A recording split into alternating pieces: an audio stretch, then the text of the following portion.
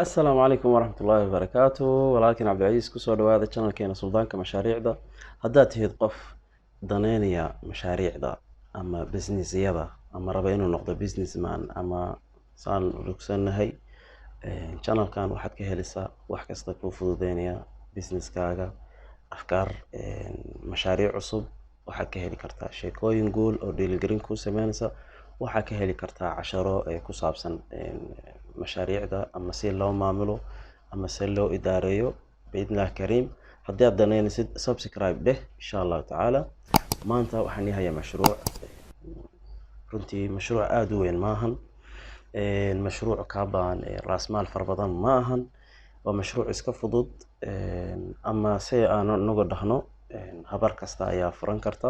laakiin taa ma macneynayso in mashruucan aan laga helin raas maal ama lacag fiican aan laga helin la lacag fiican waa laga helaa laakiin saan ogsoonahay mashruuc kasta marka la bilaabayo waa inaad ka bilowdaa taklifad yar oo aad tijaabisaa suuqa hadduu kuu socoto fikradii ama mashruucii hadhowdii tallaabo oo ku ballaarnaanaysid insha Allah tacaala مشروع كان مانتا و زبادية أما زبادي بلدي سانو نقانا أناقو رير سودان عدينو نهاي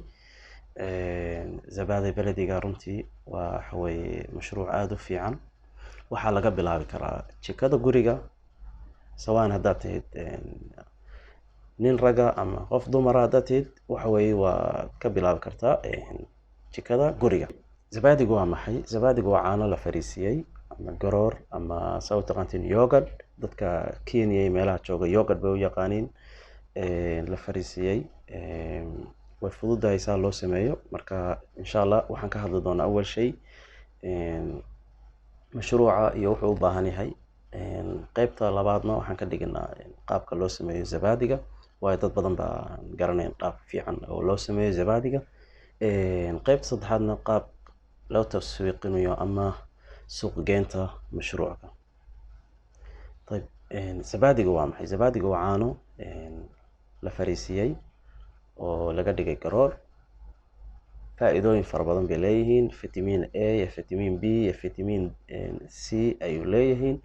هذانا علاشنا وفي عنتها يدك قبا جاسكا وفي عنتها حق قولونك أصلا با وحوي وغذاء عفماد فربضان وي عروتي يريرنا aad bay u jecel yihiin hadii loo sameeyo oo guriga laga dhex sameyn karaa way fududahay طريقada loo sameeyo hadaan ogaan doonaa insha Allah tacaala طيب مشروع maxuu u baahan yahay mashruuc bidaayatan saan ogsoonahay waxaan dhahnay mashruuc kasta waa in laga bilaabaa taklifad yar طيب taklifad yar yani maxay kalifaysaa iskuma badaniyo qalabka waxaad u baahan tahay digsi weyn baad u baahan tahay oo 25 litir qaadi kara caano lo hadaad heshid waa okay hadaad weydid caano boore ma mushkila waad isticmaali kartaa iyo waxaad u baahan tahay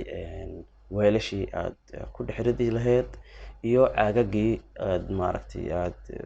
ku iibin lahayd bahasha ama aad ku qiyaasi lahayd caag yar iyo caag yar weyn iyo mid ka sii yar weyn baad u baahan tahay iyo waxaad u baahan tahay meel yar oo maaragtay oo هور سي هادودي تخمير النقطة لأنه حبها إنه معرفتي سدا يعني ما كان يعني عن جلاد السمانيو عن جلاد في حصال لقول ذا ميل والله هوري سي هادودي أصاب أفوحده زبادي أنا لمد أنا هتكون درسة زبادي هادودينا ميل بعد هور بعد قصة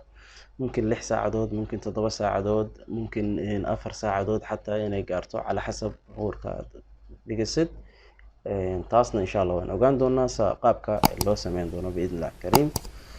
idan waxaad u baahan tahay shoolad waxaad u baahan tahay digsi weyn oo lagu karkariyo caanaha waxaad u baahan tahay caano boore waxaad u baahan tahay zabadi baad u baahan tahay waa khamiirad buu ku noqonaya waxaad u baahan tahay weelashii aad maartay aad ku iibin lahayd hadii aan kaanad caagaga kullanagu waxaan ku iibinaa caagaga caanaha dhayda caanaha maartay waxaan ku iibinaa caagaga kuwa biyaha ma mushkil kuwa waa isticmaal kartaa xataa laba nooc baad ka dhigaysaa nooc fadhiya iyo nooc oo xoogaan yani oo biyo ku jiro dadka yani say jecel yihiin qaar baa jecel nooc fadhiya oo qaado ku cuna, qaar baa jecel nooca maaragtay xoogaa biyaha ku jiraaniin oo say u cabaan. bes intaasaad u baahan tahay iyo inaad mashruuca aad bilowdid. ayib, dariiqada loo sameeyo zabaadiga dhowr dariiqadood baa jirta, laakiin anigu waxaan sameeyey waxaan ii keenay video oo qof dumara oo sameynaysa. ila daawada videoga insha allah waad baranaysaa qaabka loo sameeyo. dabcan ayada waxay sameynaysaa kamiyad yar bay sameynaysaa, laakiin adigu waa ka qiyaas qaadan kartaa oo maaragtay kamiyada waa badin kartaa. yani bidaayatan waxaad ka bilaabay qaar dad waxaan aragnaa anagoo ka bilaabay 2 kiilo, hadeerna sharikad weyn leh. marka ha fiirinin adigu yani niyad jab yani kugu noqonin bilowga. daa'iman bilowga qofka caqabado fara badan buu la kulmaa, laakiin adayga kugu xiran tahay haddaad maaragtay aad caqabadooyinkaas aad dhaafisid iyo haddaad meesha aad iska fariisanaysid.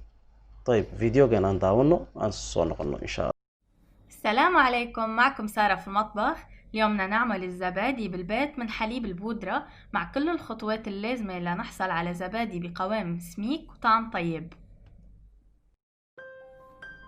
أول خطوة لصنع الزبادي منبلشها ب2 كوب حليب بودرة. منضيف لحليب البودرة 4 أكواب ماء. منبلش بكمية قليلة من المي كرمال نمنع التكتل، ومنكمل خفق لحتى يخلصوا عنا كل التكتلات الموجودة.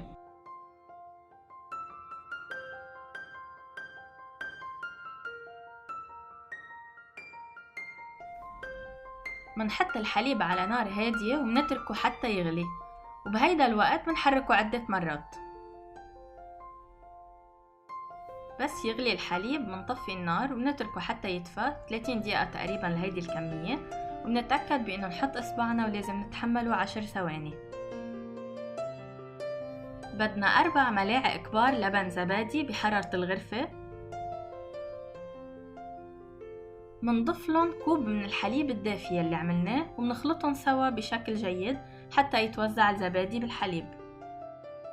الحرارة عامل كتير مهم نجاح الزبادي، كرمال هيك مثل ما ذكرت قبل بنتأكد بأنه نقدر نحط إصبعنا ونتحمله 10 ثواني. يعني هذه الحرارة مناسبة، ما لازم يكون بارد ولا يكون ساخن.